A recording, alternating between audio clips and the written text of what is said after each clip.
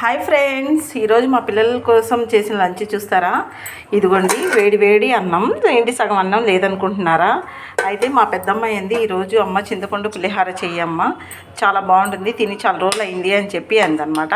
అందుకని ఇంకా సగం అన్నం తీసేసి ఇంకా పులిహార అయితే కలిపేశాను. సూపర్గా ఉంది, అసలు ఇల్లంతా గుమాయిచ్చేస్తుంది అనమాట. అయితే నిన్న చేసిన కొబ్బరి పచ్చడి ఫ్రిడ్జ్లో నుంచి తీసి బయట పెట్టాను. కొబ్బరి పచ్చడి చాలా బాగుంది.